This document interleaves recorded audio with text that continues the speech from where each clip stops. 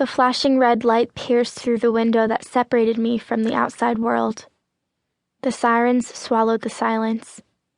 I studied each speck of water that balanced on the glass, but I did not look beyond. What was going on there remained a blurred scene in the background, an unfocused image. Every so often, a drop would break itself off and slowly make its way down the window. The red flash projecting from the police cars stained all that surrounded me. There were no other colors, none except red and nothing in between. As the droplets of rain slid down the window, they reflected the movement and flashing of the light. Every one of them was mirroring the exact scene that played out around me, as if each droplet consisted of hundreds of ambulances flashing inside of them. Each red drop fell in an inconsistent pattern down the windows of my dark blue Honda. I imagined my car crying as I sat in indifference, feeling nothing at all. I stared into the distance as the world moved on around me. Eventually the sirens got tired, the lights faded out, and all the available drops of rain had fallen. I had been sitting in the same position, one leg tucked close to my chest as the other rested gently on the gas pedal. My legs had already numbed about an hour ago, and my chin began to ache from pressing it against my knee. After continuous failed attempts, I built up the courage to look past the fog on my window, to focus the image that I tried to block out. The pieces of glass on the pavement were carefully collected. The hot metal was untangled, and soon enough, everything had disappeared, as if nothing had ever happened. Looking out onto the street, it appeared to be uneasily organized, neat, clean. But it was not. My world had just been turned upside down, as everyone else's moved forward in their undisrupted rhythm. The incessant beep of the truck backing up to collect the remnants of the accident haunted me. It came to clean up what had taken place, to fix what was broken. Everything but me.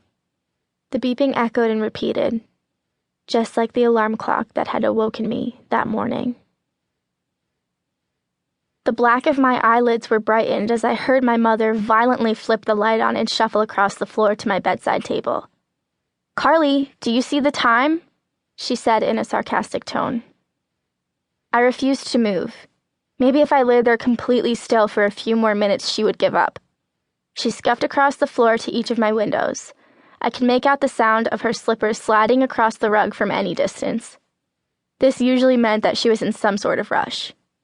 She rummaged with the blinds that restrained the wild rays of the morning sun.